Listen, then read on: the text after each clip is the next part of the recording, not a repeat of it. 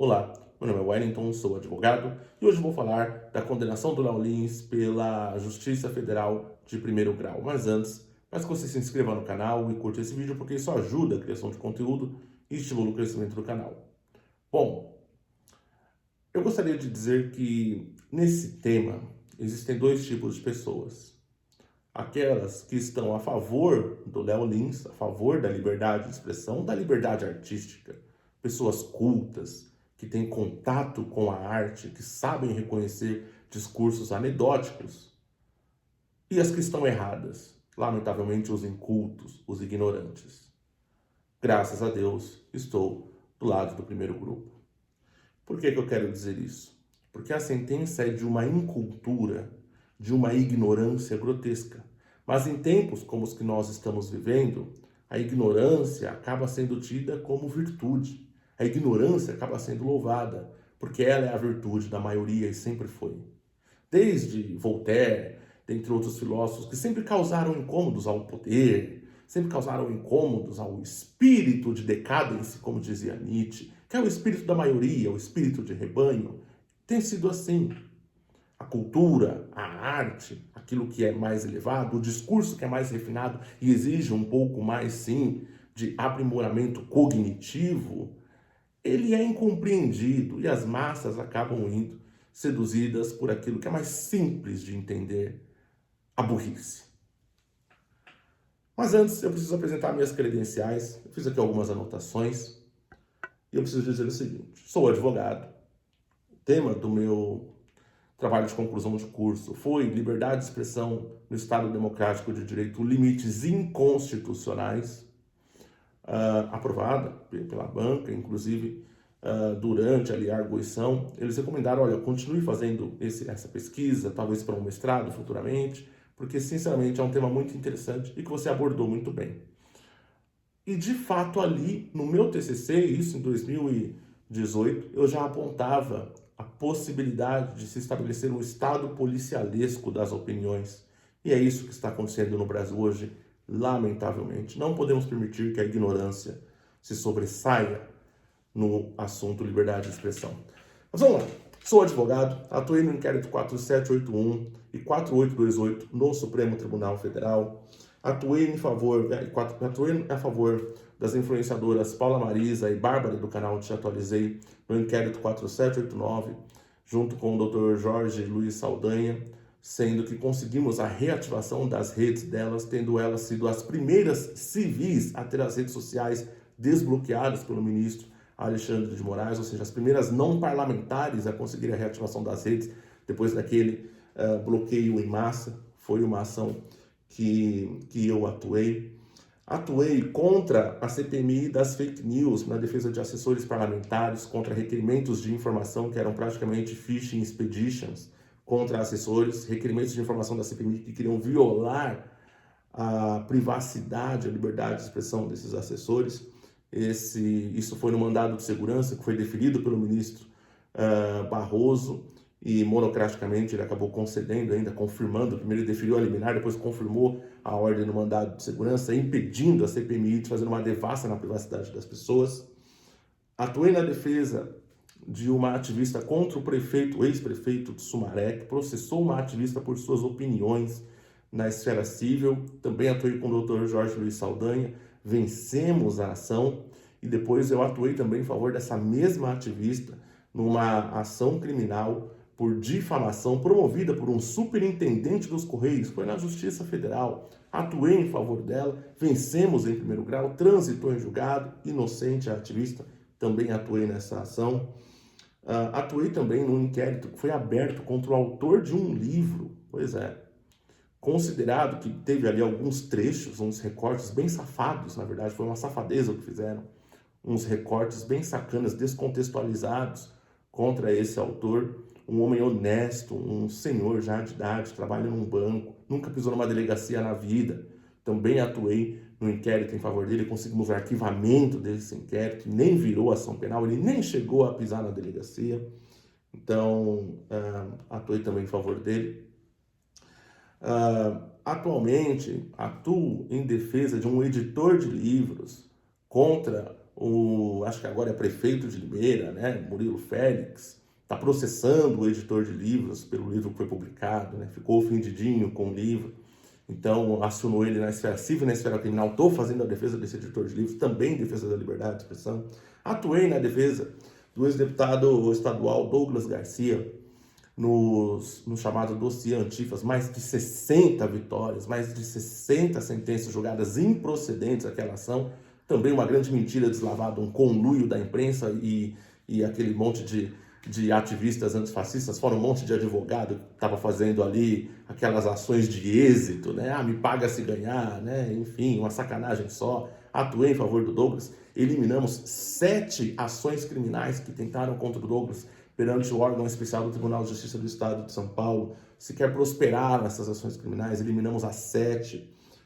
Então, tem um artigo publicado sobre imunidade de palco no Jus Brasil, vou deixar o link aí na descrição.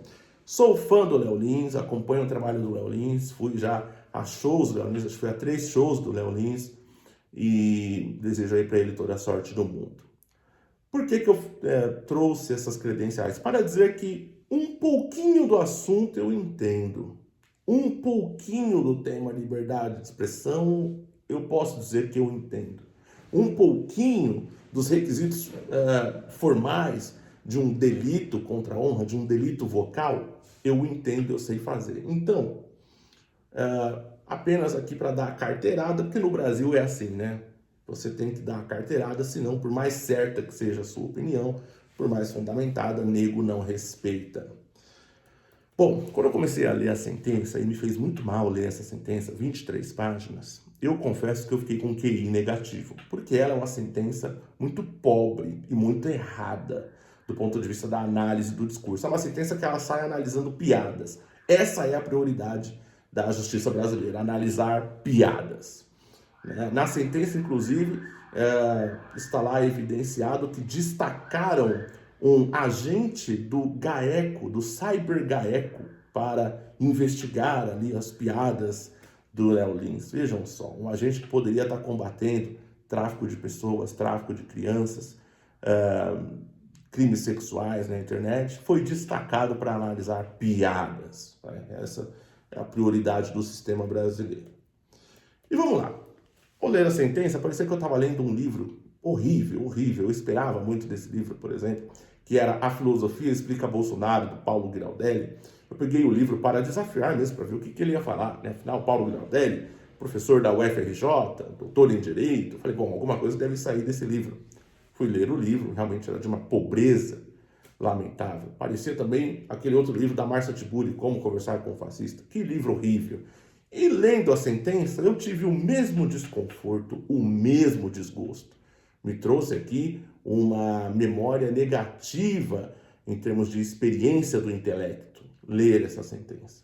Então vocês já devem saber mais ou menos qual é o teor, qual é a motivação da sentença. Bom, vamos lá. Falando do caso em si, o Léo Lins fez o show Perturbador. Ele inaugurou esse show, até anotei aqui, em 26 de outubro de 2022, por não dizer a data que eu peguei ali na internet. Aplicaram ao Léo Lins uma lei que passou a vigorar em 11 de janeiro de 2023. Eu vou voltar nesse ponto depois. Mas vamos lá. Inicialmente, a sentença começa se debruçando sobre a cadeia de custódia no processo penal. O que é cadeia de custódia no processo penal? Na verdade, é uma transcrição ali de todas as etapas daquela prova que foi trazida aos autos. No caso, o vídeo do show O Perturbador. E a defesa fez um questionamento. Olha, os links não são confiáveis, os dados não são coerentes, essa prova pode não valer, se essa prova não vale. Uma questão técnica do ponto de vista processual penal.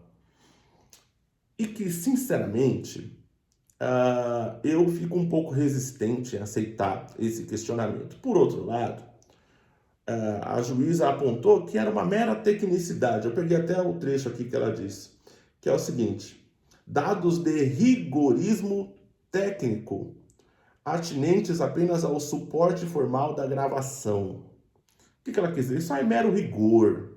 Só que é o seguinte, a cadeia de custódia é para atestar a confiabilidade daquela prova. Eu acredito, na verdade, minha posição é, O show, ele é um fato notório, tá? Ele é um evento notório, de conhecimento de todos. Tudo bem, o conteúdo, vou lá, mas é aquilo, é um velho brocado do direito, o que não está nos autos, não está no mundo jurídico, né? O que não está no processo não vale. E nesse caso, o que estava no processo era o vídeo do show perturbador que a defesa evidenciou as falhas da cadeia de custódia. Olha, se há falhas na cadeia de custódia, o Estado não respeitou a própria lei que ele impõe aos outros. Então, esse vídeo não vale e essa ação aqui não tem razão de ser. Esse foi o raciocínio da defesa.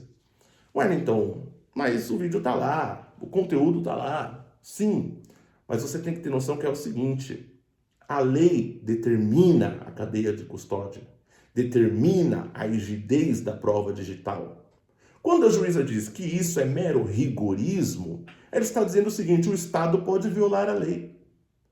Aí eu faço a seguinte pergunta para você, cidadão. Um Estado que viola a lei tem moral para condenar alguém por violar a lei? Ou seja, o Estado violar a lei, não é mero rigorismo, né? Você está sendo, é mero preciosismo. Mas então, você pode violar a lei ou não? Isso é covardia de Estado, tá? Isso é covardia de Estado. Então, cadeia de custódia é para ser respeitada. Se o Estado não respeita, desculpa, ele não tem moral para condenar alguém por desrespeitar qualquer lei, ok? Então, eu entendo que, embora o questionamento aqui, do ponto de vista de conteúdo, ele seja realmente fraco, por outro lado, tecnicamente, em termos de processualística penal, o questionamento da cadeia de custódia é válido. E se aquele era o único link e ele está corrompido, ele não é coerente, não está garantida a rigidez da cadeia de custódia, tem que ser retirado dos autos. E não está nos autos, não está no mundo jurídico. Ponto. Ok? Então temos aqui já um primeiro problema de violação de garantia, violação de forma do processo penal. E agora vamos falar da retroatividade da lei. Lembram que eu falei? O show do Léo Lins, segundo consta, né, se não for esse o dado, me corrijam aí, foi lançado, né, ele estreou o seu show, o seu texto, em outubro de 2022. Foi aplicado a ele o artigo 20A da Lei 7716 de 89, que foi trazido por uma lei de 2023. E aí eu já entro no seguinte: a sentença inteira é uma análise do texto. E quando um humorista faz um texto, ele repete esse texto durante toda a sua turnê, durante todas as suas apresentações. Ora, uma lei não pode retroagir em malefício, em prejuízo ao réu. Essa garantia da irretroatividade da lei é uma garantia justamente contra retaliações, contra o rei que queira prejudicar um desafeto, contra uma autoridade abusiva que, assumindo o poder, diga: agora eu vou criar uma lei para te prejudicar pelo que você fez no passado. É por isso que não se retroage. Vejam que é uma garantia contra o arbítrio, é uma garantia de direitos fundamentais, de direitos humanos. Então, a lei de 2023 não pode alcançar atos que foram praticados em 2022. Esse é um ponto que a sentença não debateu, não está na sentença esse ponto. Não sei se a defesa levantou esse questionamento, mas é uma matéria de ordem pública, pode ser arguída a qualquer momento. E, voltando ainda no tema da cadeia de custódia, não sei, isso também não foi explorado pela defesa, também não está na sentença, mas creio eu que o tema deveria ser: o vídeo extraído é de que data? Se o vídeo é de 2022, não pode uma lei de 2023 ser aplicada apenas para elevar a pena do cara por sacanagem judicial. Esse deve ser o questionamento. Mas como eu não sei, enfim, o que foi feito lá, né? Só sei o que está na sentença, mas na sentença não há nenhum debate sobre retroatividade da lei, e isso aqui é um problema. Outro ponto, e aqui eu já entro na parte material do direito, é o princípio da fragmentariedade. Galera, o direito penal ele é a última ratio. Isso aqui é a aula 1, teoria geral do crime, etc., aplicação da lei penal. O que significa isso? O direito penal tem que ser o último instrumento do Estado para se aplicar a alguém, porque ela é uma medida extrema, é uma medida que ataca a liberdade. Aqui no Brasil ficou banal utilizar o direito penal para qualquer coisa, né, para satisfazer a sociedade, para acalmar os ânimos, para tirar foco de tema de corrupção no INSS, vamos lá, vamos inventar de prender o Pose, vamos, para tirar do foco a máfia do Tigrinho, vamos inventar de prender o cara. O direito penal virou até mesmo solução para desvio de foco político. É uma baixaria, coisas de países do terceiro mundo, infelizmente é o nosso caso. Mas, vamos voltar aqui para o universo que interessa, que é o universo teórico e de aplicação da lei penal.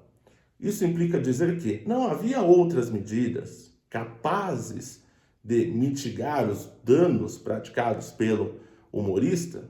Não havia que outros instrumentos da lei brasileira capazes, por exemplo, de impedir a difusão do show?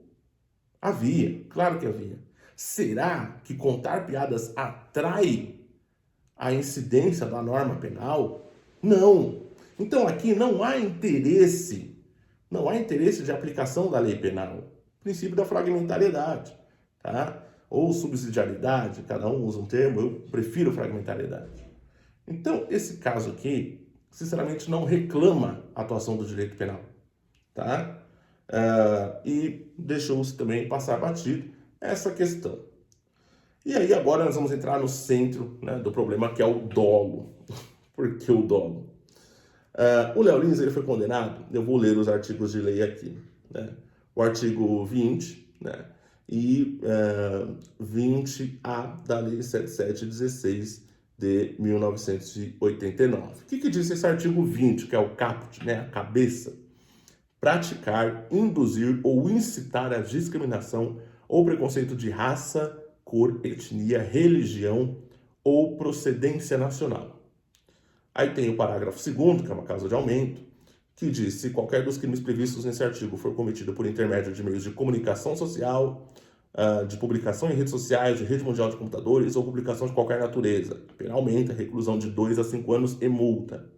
E o parágrafo 2º-A, que diz o seguinte: se qualquer dos crimes previstos nesse artigo for cometido no contexto de atividades esportivas, religiosas, artísticas ou culturais destinadas ao público, né? Aí a pena vai de 2 a 5 anos, proibição de frequência por 3 anos a locais destinados a práticas esportivas, artísticas ou ao público, conforme o caso. E também foi condenado pelo artigo 88 da Lei 13.146 de 2015, que diz o seguinte: praticar, induzir ou incitar discriminação de pessoas em razão de sua deficiência, por conta das piadas com pessoas com deficiência. Pena de 1 a 3 anos de multa. Aumenta-se a pena, parágrafo 1º, em 1/3 se a vítima encontrar sob cuidado de responsabilidade do agente, não era o caso, não entendi porque lançou aqui, mas se qualquer dos crimes previstos nesse artigo é cometido por intermédio de meios de comunicação social ou publicação de qualquer natureza. Ou seja, o que pesou aqui, pelo menos na interpretação que a gente consegue fazer, foi, além do discurso, a publicação. Eu discordo totalmente. Por quê? Porque o objeto sempre vai ser o discurso. Porque o que se pune é a prática, a indução, a incitação, ou seja, elementos discursivos, né, elementos vocais, né, elementos praticados ou gestos. Tá? Então o discurso é o centro. E aí, no caso aqui, sinceramente, o discurso começou a ser praticado em 2022. Aí poderia se brincar ali de, mas havia crime permanente, havia tal, foi uma conduta recorrente, como foi colocado, foi por diversas vezes, né? Então, mas é algo que é passível de questionamento, tá? Então, essa foi a condenação dele. Questão, dolo. Por que dolo, galera? Vamos lá. Esses dispositivos, eles requerem, como todo tipo de artigo de lei que fale sobre crime contra a honra ou crimes que são praticados por meio de palavras, né? Vamos lá, injúria, calúnia, difamação, eles requerem dolo direto. Eles requerem a vontade livre e consciente do agente de praticar aquele ato. Não se exige nem resultado, não é um crime material, é um crime formal, é um crime de mera conduta. O mero fazer com esse ânimos, com esse dolo, já configura o crime. Agora, quando nós estamos falando de uma peça de teatro, de um show de stand-up, de um personagem, o dolo não pode estar caracterizado. E aí, a gente vai para um campo pouco mais amplo, que é o campo da análise do discurso, onde eu acho que a sentença falhou drasticamente. E eu vou, inclusive, mencionar aqui o livro do próprio Léo Lins, Notas de um Comediante Stand-up. Quando um juiz sério está diante de casos assim, geralmente ele pesquisa essas coisas. Muitas vezes também a defesa traz isso. Traz o livro, fala, deixa eu ver qual é a que é a desse cara. Vai ler o livro. Qualquer pessoa que se depare com esse livro do Léo Lins vai entender o seguinte: comédia, stand-up tem métrica. Comédia, stand-up tem método. Assim como poesia, assim como um conto. Né? Pega lá, por exemplo, um haikai. Ele tem uma métrica, que é uma forma poética. Então, tem modos discursivos, tem elementos discursivos que servem a uma finalidade. E a finalidade da piada, por mais sem graça que seja, é fazer rir. A intenção do agente é sempre fazer rir. Então, o Léo Lins aqui, além do livro ser uma espécie de manual, né, do que dá certo, o que dá errado, sobre métrica, métodos de piada, o Léo Lins deixa claro aqui que o intuito dele é sempre fazer rir. E esse livro é extemporâneo. Esse livro é anterior aos fatos. Não dá nem para dizer que escreveu esse livro aqui para se safar dessa ação. Esse livro compõe a mentalidade do agente. Vocês estão entendendo? Outro ponto, denúncia covarde, denúncia desleal em termos de processo. Porque a denúncia não trouxe o disclaimer que o próprio Léo Lins faz no show. Qual que é o disclaimer? Ele abre um parênteses e fala, galera, isso aqui é pra gente rir, porque ainda que seja uma tragédia, ainda que eu fale de coisas pesadas, isso aqui é pra gente levar com leveza. Isso aqui é pra gente deixar as coisas mais leves. Isso aqui é pra gente passar a ver a vida com uma outra perspectiva. O intuito aqui é sempre fazer graça, não quer ofender ninguém. Essa foi a conduta contemporânea do Léo Lins aos fatos. E é aqui que eu analiso o dolo dele. Então, o que eu tenho nessa sentença, na verdade, é a impressão de que, independentemente das provas, dos fatos, essa juíza queria condenar. Queria condenar. Agiu, no meu entendimento, com todas as vênias, como se dizem por aí, maliciosamente. E por que eu digo isso? O Henri Bergson, filósofo que provavelmente essa juíza nunca leu, na sua obra O Riso, ele diz o seguinte: a característica do humor é a insensibilidade. O que significa a insensibilidade para Henri Bergson? O agente que está fazendo a graça é insensível a quem está recebendo a graça. E quem está recebendo a graça, aquela piada, é insensível ao agente que está fazendo. O que significa essa insensibilidade? Não se toca, não se leva a sério, não se permite ser tocado na sua intimidade, naquilo que é sério e relevante para você, porque é uma piada. Há um véu entre os dois. Há uma espécie de domo que ampara aquele agente que está fazendo a piada. Por isso que eu escrevi o artigo Imunidade de Palco. Isso, antes dessa estrovenga jurídica, que é essa sentença acontecer. Porque não se pode admitir que a arte seja molestada. E é aí que eu falo que a juíza peca e muito, muito. Por exemplo, uma das teses da defesa é de que Léo Lins não é Leonardo. Está certo. Em todo show, o Léo Lins muda o figurino, muda o cenário, muda as piadas, tá certo? Então é meio que, assim, Chesterton já dizia, né? Chegará o tempo que teremos que provar que a grama é verde. É isso, tá? A gente tem que falar, olha, então, isso não é sério, tá? Quando o autor escreve um livro que não seja biográfico, autobiográfico, está escrevendo uma ficção. Quando o comediante stand-up está escrevendo um texto, aquilo é ficção. Quando o Dave Chappelle fala que chutou a bunda da vizinha dele, aquilo é ficção, ele não chutou a bunda da vizinha dele. Sabe? É lamentável, é de uma incultura grotesca. Ok? Então vamos lá. Em um trecho da sentença, sobre essa alegação da defesa de que se tratava de um personagem, a juíza disse o seguinte: ainda que se trate de um personagem, não é caso de excluir o crime. Aqui ela mata a arte. Aqui ela revela que não entende nada. Ok? Isso aqui é uma clara evidência de que havia a vontade de condenar a despeito da realidade. Tá certo? Isso aqui é grave, gente. Agora, isso aqui acontece todo dia. Tá? Eu milito no direito criminal, trabalho com advocacia de verdade, sou um advogado de verdade, e eu vejo todo dia covardias de Estado sendo praticadas. Tá? O Ministério Público faz uma pergunta, sei lá, qual que é a comida preferida da vítima? Miojo de galinha ou de carne? Aí o juiz fica o cara de paisagem. Aí a defesa faz uma pergunta pertinente, faz uma pergunta, por exemplo, qual que era a conduta do agente durante a abordagem? Para configurar a abordagem abusiva, abordagem fora das hipóteses legais, uma abordagem indevida. Aí o juiz fala, doutor, está indeferido porque não tem pertinência. Tá? Então essa covardia de Estado acontece. Ok? E aqui há uma clara demonstração de fingir que não está entendendo. Porque eu não posso acreditar que a juíza seja burra. Eu não acho que seja. Mas maliciosa com certeza. Essa sentença é de uma malícia tremenda. A análise que foi feita do caso é de uma malícia tremenda. Tá?